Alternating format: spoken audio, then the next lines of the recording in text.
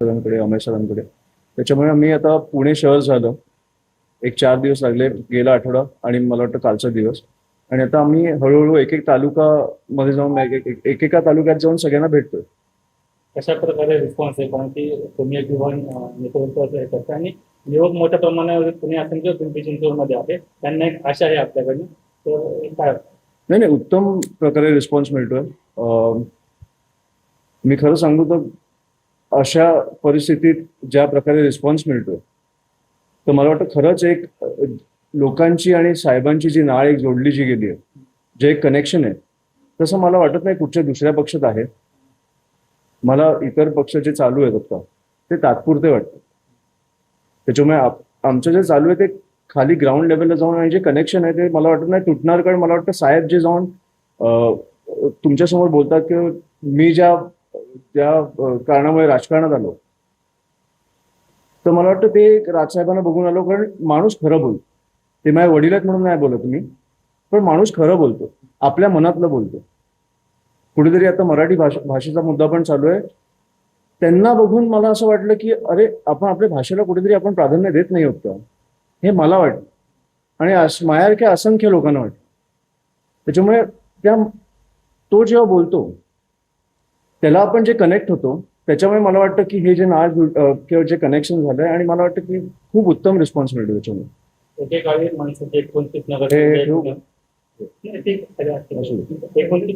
पुण्यामध्ये आले होते. पुन्हा माणसाला 30 दिवस येतील असं वाटतं. आणि तुम्ही आता कोणत्याही प्रकारच्या निवडणुका नाही तर तुम्ही बैठका वगैरे घेतात. मोठ्या प्रमाणामध्ये युवक तुमच्याकडे जोडलेला असं आपल्याला पाहायला. आम्ही निवडणुका नसताना आम्ही काम करण्यात जास्त मानतो.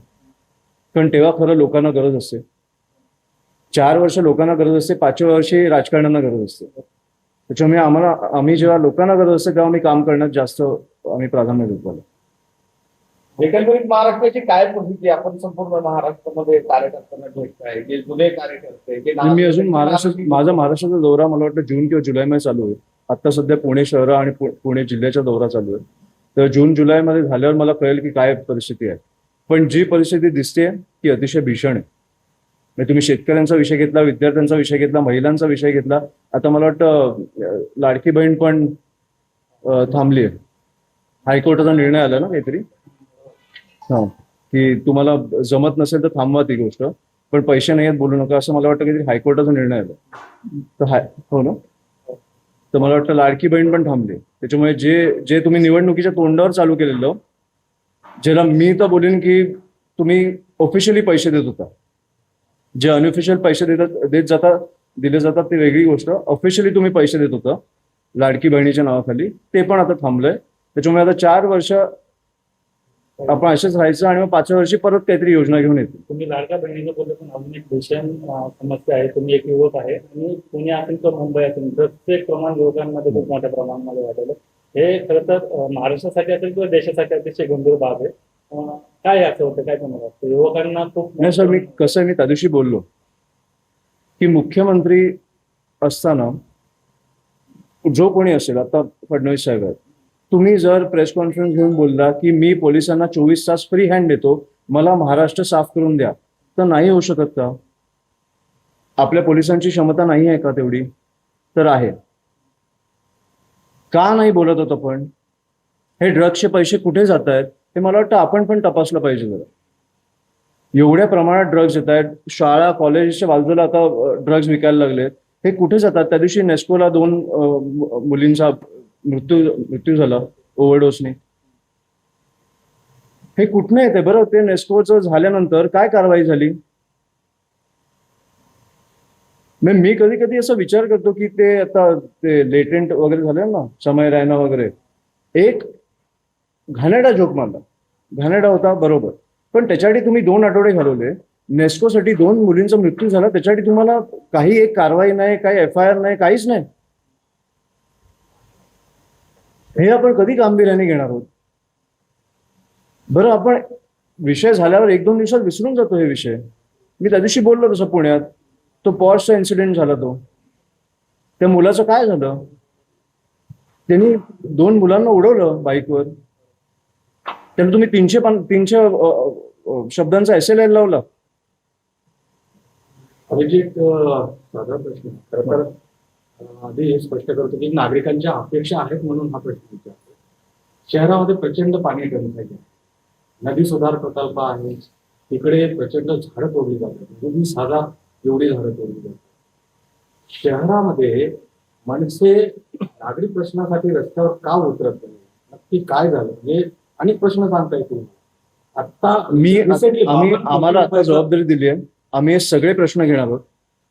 आम्ही हे सगळे प्रश्न मी रिझल्ट तुम्हाला तेच विचारतो. जबाबदारीने ना जे सत्तेत बसलेत त्यांना पण विचारा की ज्यांच्यामुळे हे विषय चालू आहेत ना त्यांना का नाही कधी विचारत. म्हणजे तुम्ही अपेक्षा राजसाहेबांकडनं करता ना, हो करायलाच पाहिजे. मग करायला पाहिजे, मग सत्ता का नाही देत.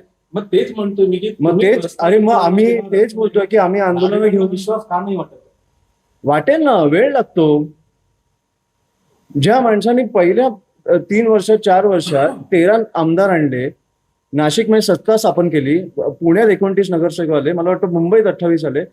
मग ह्याला विश्वास नाही बोलत का तुम्ही लोकांचा? म्हणताय की आता सत्ता दिली होईल ना, वेळ लागतो. प्रत्येक पक्षाचा एक चढ उतार असतो ना, होईल ना. पण मला वाटतं सत्ताधाऱ्यांना पण तुम्ही असे विचारत जा प्रश्न. सत्ताधारी ते येतात का तुमच्या समोर? आता 52 कोटी रुपयाचा भ्रष्टाचार झालाय, उघड आहे, आणि जो कोणी केलाय त्याच्यावर गुन्हे दाखल करण्यासाठी कुणीच मागणी केली नाही. माणसाने मागणी तर करावी. आता करतो. मला वाटतं आमची जेवढी जबाबदारी आहे ना तेवढी पत्रकार म्हणून तुमची पण. आम्ही केलंय ना. नाही, पण तुम्ही पत्रकार म्हणून प्रश्न पण विचारले पाहिजेत. तो पत्रकार तुम्ही आम्हाला फक्त प्रश्न विचारून नाही जाणार की आम्ही काय करतो, तुम्ही काय करताय, तुम्ही काय करताय, हा पण विषय आहे ना. तुम्ही काय करताय ते आणलंय समोर, त्याच्यामुळे आणलंय म्हणजे मग तुम्ही 2 दिवसांनी विसरून जाल वेगळा विषय आल्यावर. आपल्याकडे कसे दिवसाला 50 विषय असतात. साहेबांबद्दल सदावरती बोलतायत तरी प्रतिक्रिया म्हणतात नाही. अरे बागेश्वर बोलतो तरी शहरातून प्रतिक्रिया म्हणतात नाही. काय कारण म्हणजे साधं कळलं तुम्हाला? कुठे जातात विषय कळलं तुम्हाला? मराठी भाषा रिक्षा चालकांना वाद चालू आहे सध्या. बोलू विषय आमचा पाठिंबा आहे संपूर्णपणे. थोडं डिटेल्स मध्ये त्याच्यामध्ये थोडस बोला. डिटेल्स काय देऊ? सरकारने जाहीर केलं की रिक्षा चालकांना जे मराठी बोलतील किंवा जे मराठी असतील त्यांना परवाने दिले जातील. ह्याला आमचा पाठिंबा आहे. आणि मला वाटतं की ज्यांना बोलायची नाहीये त्यांनी आपल्या आपल्या शहरांमध्ये निघून जावं. तुम्ही संपावर ठामात, आम्ही आमच्या भाषेवर ठाम आहोत. याच्यात एवढं कन्फ्युजन काय मला कळत नाही. आणि सरकारने निर्णय घेतल्यानंतर सरकारचेच लोक विरोध करतायत. त्याच्यामुळे त्यांच्यात एकमत नाहीये. तुम्ही आम्हाला काय विचारताय? आम्ही मराठी भाषेच्या बाजूने कायम असणार आहोत. मुंबई बंद करण्याच्या धमकी अनेक वेळा दिलेल्या आहेत, त्याच्यावर काय सांग? कोण बंद करणार? रिक्षा चालक जे म्हणतात ते जर मराठी सक्ती केली तर आम्ही मुंबई बंद करू. आता रिक्षा चालकांची एवढी ताकद आहे की मुंबई बंद करतील, ते पण परप्रांतीय. आणि आमचे मराठी रिक्षा चालक आणि जे मराठी बोलणारे रिक्षा चालक आहेत ते सक्षम आहेत मुंबई चालू ठेवायला. मनसेचे काय आता पण हीच भूमिका आहे की आम्ही आमच्या मराठी रिक्षा चालकांच्या बाजूने पाठीशी ठामपणे उभे आहोत. 4 तारखेला संप आहे ना, आपण 4 तारखेला बोलू. पण मी आजही बोलतो, आमच्या अंगावर येऊ नका. संप करायचा शांततेत करा किंवा आपल्या शहरांना निघून जा.